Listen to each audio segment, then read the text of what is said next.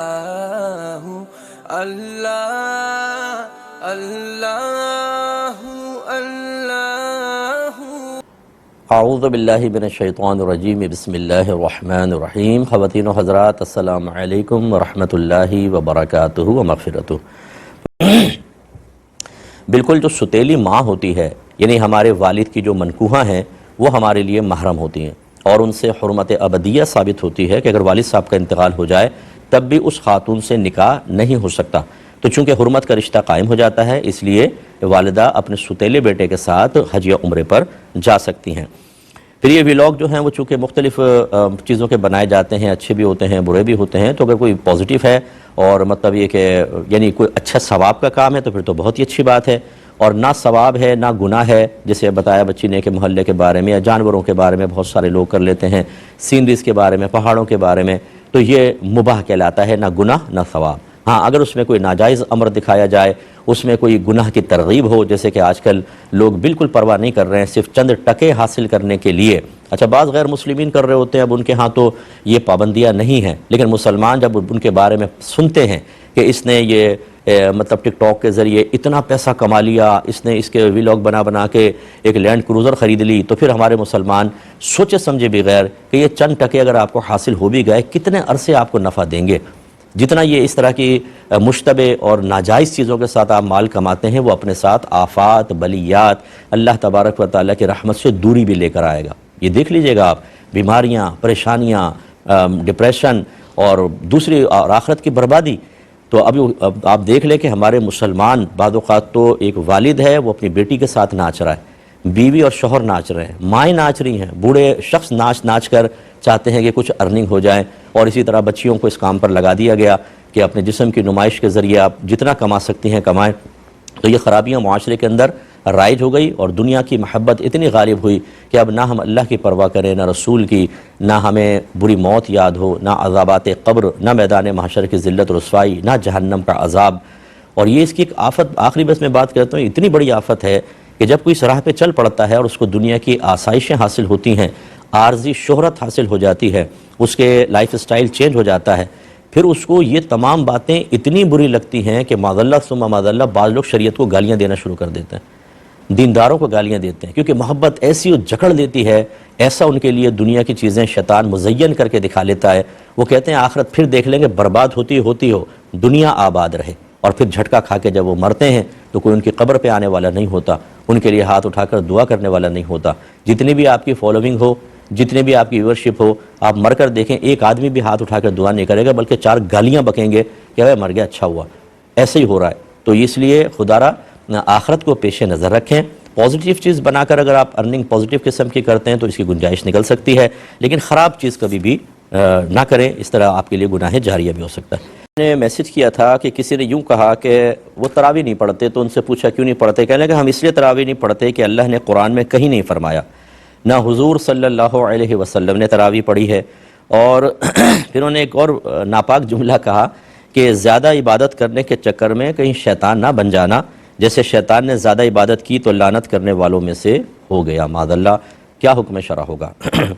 دیکھیں اس طرح کے بہت سارے کردار ہمارے معاشرے میں ہیں جن کو نہ گھر سے دینی تربیت ملتی ہے، نہ وہ مساجد میں جا کر کوئی اکتساب فیض۔ ویسے ہماری مسجدوں کے اندر بھی تعلیمی نظام تو انتہائی ناقص ہے، جو ہمارے بچوں کو چاہیے ہوتا ہے وہ عمومی طور پہ مسجدوں سے بھی حاصل نہیں ہو پا رہا ہے۔ ہر جگہ کی بات نہیں کر رہا ہوں، لیکن اکثر جگہ ایسے ہی ہے۔ پھر اسکول، کالج، یونیورسٹی کے مسئلے، اور پھر دیگر، پھر سوشل میڈیا پر آج کل جو تباہی ہے، تو اس قسم کی سوچ بن جانا کوئی تعجب خیز بات نہیں ہے۔ مسئلہ یہ ہے کہ ہر چیز قرآن سے ثابت ہو یہ ضروری نہیں ہے۔ میں بارہا آپ کو بتا چکا ہوں، نبی کریم صلی اللہ علیہ وسلم نے حضرت معاذ رضی اللہ تعالی عنہ سے ارشاد فرمایا کہ اے معاذ، جب ان کو یمن کا حاکم بنا کے بھیجنا چاہا تو پوچھا کس چیز سے فیصلہ کرو گے؟ عرض کی قرآن سے۔ فرمایا اگر اس میں نہ پاؤ تو؟ عرض کی پھر حدیث سے کروں گا۔ فرمایا اگر اس میں نہ پاؤ تو؟ فرمایا کہ پھر میں اپنے رائے سے اجتہاد کروں گا۔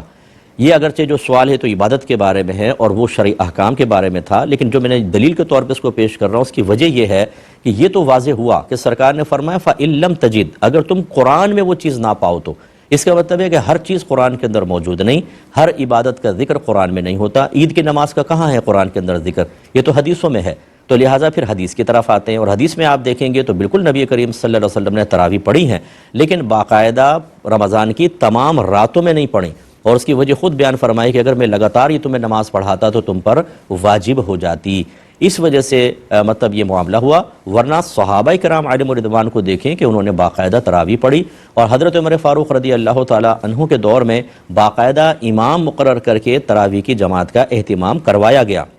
جس کو دیکھ کر حضرت عمر فاروق رضی اللہ تعالیٰ عنہ نے فرمایا کہ نعمت البدعۃ ھذہ، یہ کیا ہی اچھا نیا طریقہ ہے۔ تو یہ نیا طریقہ رائج، اس کا مطلب ہے کہ صحابہ کرام علیہم رضوان کا طرز عمل وہ چونکہ نبی کریم صلی اللہ علیہ وسلم سے دیکھ کر کرتے تھے، تو اس کا مطلب ہے کہ انہوں نے نبی کریم کو دیکھا، اس سے نتیجہ نکالا، ایک چیز کو باقاعدہ اختیار کیا، تو ہم بھی اس کو اختیار کر رہے ہیں۔ لہٰذا تراویح کا ثبوت تو ہے، اور پھر 1500 سال میں جتنی بھی بڑی بڑی حدیثوں کی کتابیں آپ دیکھ لیں، ان کے اندر کتاب التراویح کے نام سے باقاعدہ عنوانات قائم ہیں، پھر ہمارے اکابرین پڑھتے چلے آئے ہیں۔ اتنی چیزوں کے ثبوت موجود ہونے کے باوجود یہ کہنا کہ جی قرآن میں تو کہیں نہیں ہے، تو قرآن میں تو تمہارا ذکر بھی نہیں ہے، تو اس کا مطلب تمہارے وجود کا بھی انکار کر دیا جائے، تو یہ اس طرح کے ڈیڑھ ہوشیار لوگوں سے دور رہیں۔ اور پھر حضور نے نہیں پڑھی، وہ میں نے بتا دیا کہ بالکل سرکار نے پڑھی، اور صحابہ کرام ہر اس چیز کو اختیار کرتے تھے جو وہ نبی کریم صلی اللہ علیہ وسلم کو دیکھتے تھے۔ ورنہ مجھے یہ بتائیں کہ کیا صحابہ کرام اپنے پاس سے عبادات ایجاد کرنے کے اہل تھے؟ کیا ان کو اجازت تھی کہ نبی کریم نے کوئی عبادت نہیں کی تم ایجاد کر کے اور امت کے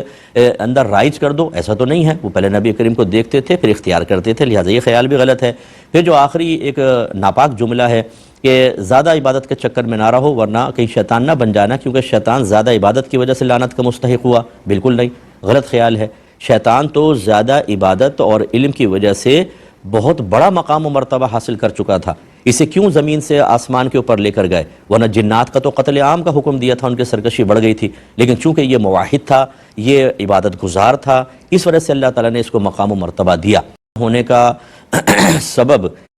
لیکن چونکہ یہ موحد تھا، یہ عبادت گزار تھا، اس وجہ سے اللہ تعالیٰ نے اس کو مقام و مرتبہ دیا۔ اس کے راندہ درگاہ ہونے کا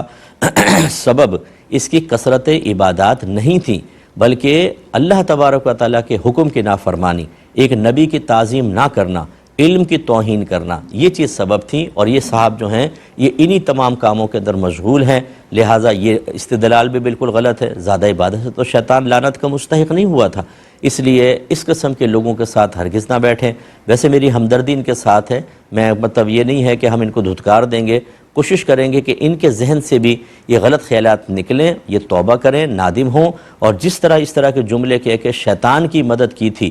اور لوگوں کو گمراہ کیا تھا، اب اس کے جسٹ اپوزٹ عمل کریں کہ شیطان کے دشمن بن جائیں اور لوگوں کو زیادہ سے زیادہ دین کی طرف مائل کریں، تاکہ ان کے لیے آخرت میں بہتری کا سامان